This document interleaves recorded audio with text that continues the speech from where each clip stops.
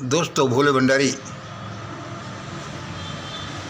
मैं ईश्वर अल्लाह गॉड वाहेगुरु बुद्धम महाअवतार बाबा जी को नमन करता हूँ। आज दिनांक 31 मई 2023 नहीं 31 मई नहीं 2 जून 2023 है। ये पहले की डेट है, इसको मैं सही कर लेता हूँ। आज दिनांक 2 जून 2023 है। आज हमें परमात्मा ने, उसके फरिश्तों ने यह स्क्रिप्ट दी है कि इसको ऐसे बोल मंगल। देखिए, आज के वीडियो का टाइटल देखिए,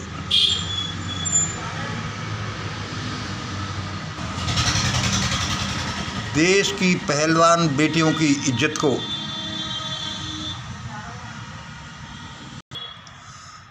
देश की पहलवान बेटियों की इज्जत को देश की बेटियों की इज्जत को कुछ लोगों के भरोसे नहीं छोड़ा जा सकता। देश की पहलवान बेटियों की इज्जत को टिकैत भाइयों और सत्यपाल मलिक जैसे नेताओं के भरोसे तो नहीं छोड़ा जा सकता। दोस्तों, आप पूछेंगे कि भाई ये क्या लिख रहे हो, तुम कौन होते हो, तुमको पूछता ही कौन है। भाई साहब, बिल्कुल सही है, ये अपने सिर्फ विचार हैं। विचारों में कितनी भी शक्ति होती है। विचार देश और दुनिया को उलट पुलट करने की शक्ति रखते हैं, और विचार कुछ भी नहीं होते। लोग घरों में पड़े पड़े विचार करते ही रहते हैं। आपकी बात सही है कि मैं कौन होता हूँ ऐसा कहने वाला, लेकिन मैं होता हूँ क्योंकि यह देश सबका है, मेरा भी है। मुझे भी अपने विचार रखने का अधिकार है, और जो अच्छा बुरा जैसा दिखता है हम अपने विचार रखते हैं। देश की इन पहलवान बेटियों को जो संघर्ष कर रही हैं, जो एजिटेशन कर रही हैं, बेटियों की इज्जत को टिकैत भाइयों और सतपाल मलिक जैसे नेताओं के भरोसे तो नहीं छोड़ा जा सकता। देखिए, मैं पहले स्पष्ट कर दूं कि मेरे सब आदरणीय हैं। टिकैत भाइयों ने, नरेश टिकैत जी ने बहुत अच्छा किया कि जो गंगा में प्रवाहित हो रहे थे मेडल, वे वहाँ पहुँच गए और उन लड़कियों को रोका। मैं हृदय की गहराइयों से उनका धन्यवाद अदा करता हूँ। और सतपाल मलिक साहब जैसे लोग भी अच्छा रोल अदा करते दिख रहे हैं। मैं तो देशवासियों से यह कह रहा हूँ कि दोस्तों, देश की बेटियों की इज्जत को, पहलवान बेटियों की इज्जत को सिर्फ टिकैत भाइयों और सत्यपाल मलिक जैसे नेताओं के भरोसे तो नहीं छोड़ा जा सकता। क्यों? क्या कहना चाहता हूँ मैं? क्योंकि ये सिर्फ पहलवान बेटियों की इज्जत का ही सवाल नहीं है। इसके साथ साथ सारी बेटियों की इज्जत जुड़ी हुई है। भाई, तुम मंगल ऐसा क्यों कह रहे हो? मैं ये ऐसा इसलिए कह रहा हूँ कि टिकैत भाइयों का मैं धन्यवाद करता हूँ कि उनका अग्रगण्य रोल है, लेकिन नरेश भाई का जो रोल मैंने अभी पिछले दिनों देखा, जिसका जिक्र मैंने पिछले वीडियो में भी किया था एक में, और जो ये कह रहे थे कि भाई ये ब्रिजभूषण शरण सिंह भी बहुत इज्जतदार आदमी हैं, उनके लिए कोई न कोई सॉल्यूशन निकालना चाहिए, कोई समझौते का प्रारूप निकालना चाहिए। वह वीडियो मैंने डॉक्टर बलहारा के वीडियो में सुना,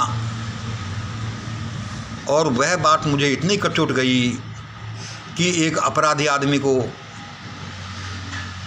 हमारे नेता ऐसे बोल रहे हैं कि वे भी बड़े इज्जतदार आदमी हैं, कोई सॉल्यूशन निकालना चाहिए, उनकी इज्जत को भी बट्टा नहीं लगना चाहिए। मैंने कही ये लोग क्या करेंगे? मुझे ये बात अच्छी नहीं लगी, और इस बात में से बड़ी बू आती थी। मैंने एक वीडियो में बोल दिया और आज फिर बोल रहा हूँ। और उसमें क्या है कि भारत जातियों में बटा देश है, भारत का कबाड़ा निकला हुआ है, भारत बर्बाद होने को है, क्योंकि भारत की नींव की पत्थरों में ही ऐसी कमी है। क्योंकि ये जो हम भारत का महल देखते हैं, ये इसको भर भरा कर गिर पड़ने के चांसेस बन रहे हैं, और बनेंगे यदि हम नहीं चेते तो। और जब हम ये कह रहे हैं कि नहीं चेते तो, और इसमें चेतने का भी कोई आसार नहीं दिखाई दे रहा कि भाई लोग चेत जाएंगे, यही लग रहा है कि लोग नहीं चेतने वाले। टिकैत भाइयों का मैंने आपको बताया कि आई डाउट सत्यपाल मलिक जैसे नेताओं के बारे में मैं क्यों कह रहा हूँ। देखो, मैं इन सभी से माफ़ी मांगता हूँ, किसी को कोई मेरी बात बुरी लगे तो मैं अपनी बात रख रहा हूँ।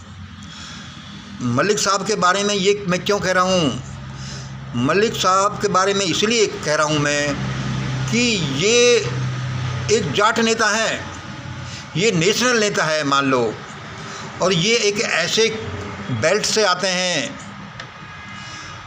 10-15%, टॉप 10-15% के बाद में जो बेल्ट आती है उससे ये मलिक साहब आते हैं।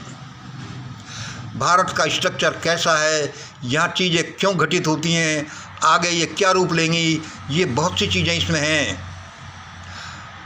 मलिक साहब जैसे लोग जो अपर ओबीसी के हिस्से हैं, जो अपर ओबीसी के हिस्से हैं, यदि ये लोग दूरदृष्टि, इन लोगों में दूरदृष्टि होती तो इन लोगों का पहले से ही कोर्स ऑफ एक्शन कुछ अलग प्रकार का होता।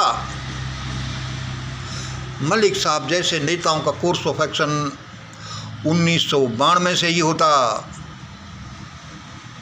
जब मंडल कमंडल का खेल चला था। 25-30 साल होने के बाद में भी भारत की दशा और दिशा किधर गई। लेकिन इन लोगों ने क्या है, या तो दूरदृष्टि नहीं थी इनमें, या फिर इन्होंने अपने स्वार्थ के लिए मंडल कमंडल खेल में कोई अच्छा रोल नहीं अदा किया, जैसा कि लालू यादव ने किया था अपनी खाल बचाने के लिए और मौज करने के लिए। मलिक साहब या और जैसे कि मुलायम सिंह यादव साहब जैसे लोग, इन्होंने कोई अच्छा रोल नहीं किया, अदा नहीं किया। ये बहन मायावती का भी कोई अच्छा रोल बहुत अच्छा नहीं कहा जा सकता था, और उसी का रिजल्ट है कि इन लोगों को अच्छा फल नहीं मिल रहा। यदि ये लोग उस समय कुछ एग्रेसिव होते, इन लोगों में फार साइटेडनेस होती तो देश की दशा और दिशा आज कुछ और होती। मलिक साहब ने अपना इंडिपेंडेंट रास्ता नहीं बनाया, जो ऊपर से कुछ दया से मिलता रहा टुकड़ा, उनको ही खाते रहे। उन्हीं का रिजल्ट है कि आज वो इस पोजीशन में छोड़ दिए गए हैं, क्योंकि असली सत्ता तो किसी औरों के हाथ में है। इन्होंने अपना इंडिपेंडेंट आधार बनाया ही नहीं, और अब ये कहते हैं कि अब ये लगता है कि मेन रोल अदा करेंगे। तो दोस्तों, इन लोगों की राजनीति कोई अच्छा रिजल्ट देश में नहीं दे सकेगी। देश की सबसे बड़ी समस्या यह है कि यह हमारा हित है, इसमें हमारा हित है, इसमें उनका हित है, हम इसमें क्यों बोलें। यह हमारी चीज़ है, ये उसकी चीज़ है। होमोजेनस सोसाइटी बनी नहीं सकी, और ये होमोजेनस सोसाइटी लोग बना भी नहीं रहे, उनको इसका पता नहीं है या बनने नहीं दे रहे अपने स्वार्थ के लिए। ये एक भयानक चीज़ है, और ये जो सारा ढांचा तहस नहस होना इसका तय है। फिर ऐसा समाज बनेगा, चाहे ये विप्लव से बने, सिविल वार से बने, भारी आक्रमणों से बने, चाहे लोगों को और कोई कारण बने, चाहे प्राकृतिक प्रकोपों से बने, ऐसा हाहाकार मचेगा। चाहे कितने ही लोग मरें, पहले देश का समाज ऐसा बनेगा, उसके बाद कोई सुधारवादी आंदोलन शुरू होगा। क्योंकि भारत की जड़ों में ही कमी है, भारत की जड़ें हजारों साल पहले ऐसी रख दी गई हैं, इसकी नींव ऐसे ही रख दी गई है कि यहाँ तो ये जो हाहाकार भयानक तांडव आना ही है। इसमें एक बात और सुनिए कि देश की दशा और दिशा तो यही बेल्ट 15% बेल्ट, ऊपर की टॉप 10% के बाद जो 15% बेल्ट है जो हायर ओबीसी की है, यही बदलेगी। ये क्यों बदलेगी? एक तो किसी और 70-80% में दम नहीं, और फिर ये पहले इनके साथ रही है। तो अब क्या है, जब ये दोनों ही लड़ रहे हैं तो ये ऐसा मेन फैक्टर बनना है, बनता जा रहा है और है कि ये जो लड़ाई, जो रूलर्स जो सब एक साथ थे, अब अलग अलग उन्हीं में डिसम हो रही है। अब ये 15% वाली बेल्ट, हायर बड़े किसान वाली बेल्ट, इस बेल्ट के साथ जब जुड़ जाएगी तब परिदृश्य अलग ही होगा। और यही खतरे को भांपते हुए हमारे ओल्ड वर्ल्ड ऑर्डर वाले यानी मनोव्यवस्था वाले और न्यू वर्ल्ड ऑर्डर वाले जल्दी से जल्दी ये करना चाहते हैं कि सारे लोगों को कब्जे में ले लो, चाहे ईवीएम कांड करना पड़े, चाहे पुलवामा का कांड करना पड़े, चाहे स्वास्थ्य का ट्रीटी करना पड़े जो अब होने जा रही है, जो मेरे विचार से तो नहीं होगी, परमात्मा से नहीं होने देगी, चाहे कोरोना के झूठे कांड से लोगों को मारना पड़े, चाहे कितने भयानक ये जो मैसेक्रे हुए हैं ये करना पड़े। इसलिए मैं कहता हूँ कि सारा दारो मदार इस बेल्ट पर है। जो बेल्ट क्या है, वो अजगर बेल्ट है, जो अहीर गुर्जर राजपूत जाट बेल्ट जिसको कहते हैं अजगर बेल्ट। अब यहाँ ये हो रहा है कि ये किधर हैं, इधर हैं कि इधर हैं, इनका क्या रोल है। मेरे विचार से तो मैं बड़ी इम्पोर्टेंट बात कह रहा हूँ। और जो मुझे एक चीज़ बड़ी भयानक लगती है, जो टूटती है, सत्यपाल मलिक साहब जिनको नेशनल लीडर, इंटरनेशनल लीडर होना चाहिए, जो जाटों की बात इतनी करते हैं, जहाँ देखो जहाँ जाति, कभी राजस्थान में जाट सम्मेलन हो रहा है, कहीं भोपाल में हो रहा है, और ये जो ग्रुप है, इस ग्रुप के लोग जाति की बात करते तो चूकते ही नहीं। अरे जाति की बात अपर बेल्ट टॉप 10% करें, बढ़िया ब्राह्मण करें, मनुवादी करें, जिन्होंने ये जाति व्यवस्था बनाई है, तो समझ में आता है। ये बेचारे वैसे ही तेल की पूरियों पर गवाही दे रहे हैं क्योंकि कुछ ज़मीन के मालिक बढ़ गए। अरे भाई साहब, आप कर क्या रहे हो? चेतो, जल्दी चेतो। ये लड़कियां, ये सब देश की लड़कियां, आपकी बच्चियां, किसी की भी बच्चियां ऐसे ही नहीं बैठी हुई। ये हमारी अदूरदर्शिता की वजह से बैठी हुई हैं कि हमें ये पता ही नहीं चलता कि कब क्या क्या करना है। इसलिए ये बेटियां जो टॉप 10% की हैं, ये बेटियां जो हायर ओबीसी की हैं, जिनको हम अजगर जातियां कह सकते हैं, विशेष रूप से मान लो ये पहलवान बेटियां, ये जाटों की बेटियां हैं, ये बेटियां SC ST LOBC के, लोअर OBC की हैं, आदिवासी और खाना बदोश लोगों की बेटियां हैं। सबकी बेटियां देश की बेटियां हैं। क्या कर रहे हो? ये संभल जाओ, वरना ईश्वर का हंटर बड़ा भयानक आने वाला है। और ऐसा ही चलता रहा और जहाँ तक है चलता ही रहेगा, क्योंकि सब सोए हुए हैं। भयानक हादसों में पूरा देश पिस जाएगा और देश का जहाज है जो उस टाइटन की तरह डूब जाएगा।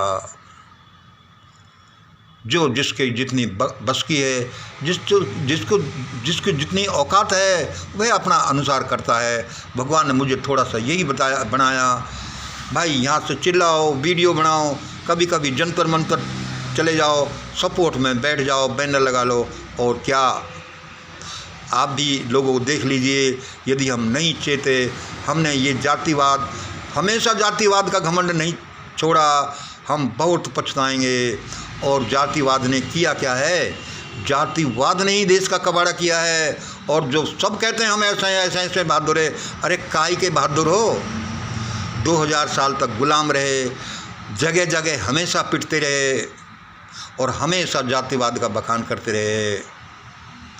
अब जो अच्युतानंद की भविष्यवाणी आती हैं कि वे आक्रमण करेंगे, ऐसा ऐसा ऐसा होगा, हो जाएगा यदि अपन नहीं चेते तो। हमारे चेतने से क्या है कि जैसे किसी डैडी के पापा के बच्चे पापाओं के हाथ थाम लेते हैं कि नहीं पापा तुम ऐसा नहीं कर सकते, अब तुम चुप रह जाओ, हो जाओ, तुम बूढ़े हो गए, बैठ जाओ, अब हम करेंगे। ऐसे ही मानव जो भगवान का बच्चा है वह परमात्मा के भी हाथ पकड़ सकता है कि नहीं अब ऐसा नहीं होगा, ऐसा होगा। इतना शक्तिशाली है पर मानव का बच्चा। हमें चेतना चाहिए। आज इतना ही। जय हिंद, जय भारत।